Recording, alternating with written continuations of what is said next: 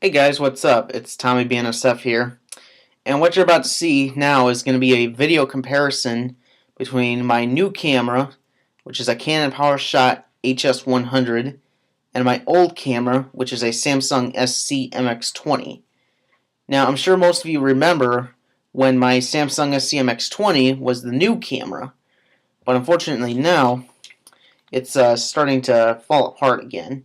I had this sent for repair back in the first of last year, but let me show you what it's doing.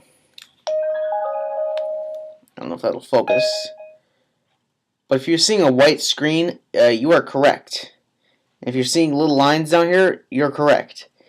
This screen is going berserk, and it was doing this before I sent it for repair, and it just drives me nuts.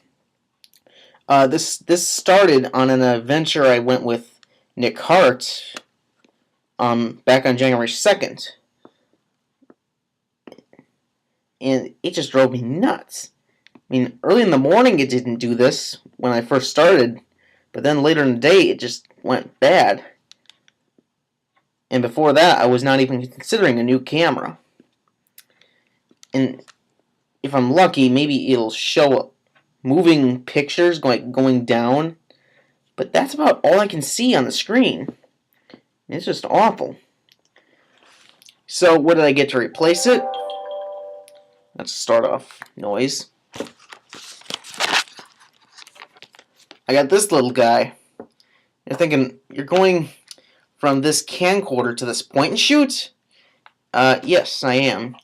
And the only main reason for us is because I had $100 worth of Best Buy gift cards, and this camera was about $108 after a sale. And so I couldn't really pass up the deal. And after using the Best Buy cards, all I had to pay for it was $16. Really good. And you'll see in the video comparison here, I'll show you why I think it's a really good deal. I just went out and recorded BICB with a Gevo and 2 Jeeps and a 513 Rock Island Heritage unit just a little bit ago. And I've already watched the comparisons, and I have to say, for something this small, it really does a good job.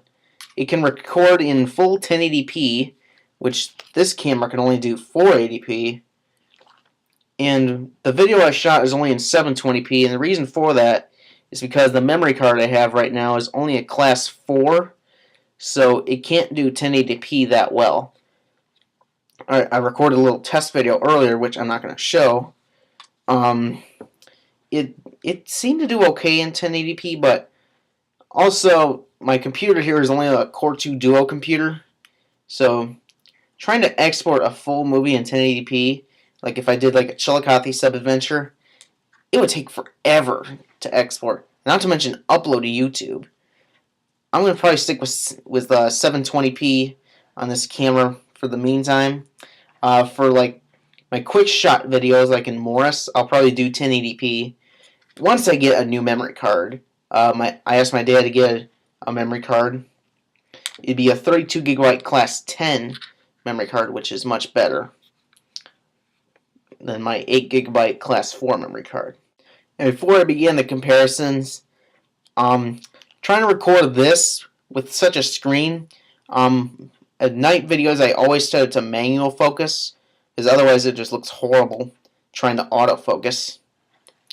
And trying to manual focus with a screen that's so horrible right now that the only way I could really get it to focus was when it would show the pictures moving up, and I couldn't really get a good idea of it. So I'm sorry if this video looks a little out of focus, but I couldn't really get it.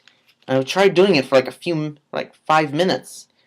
I could see the train coming back at Grant Street, and I moved over to Liberty Street, and I couldn't get it to work the way I wanted. So that's the main reason why I'm going to this camera now.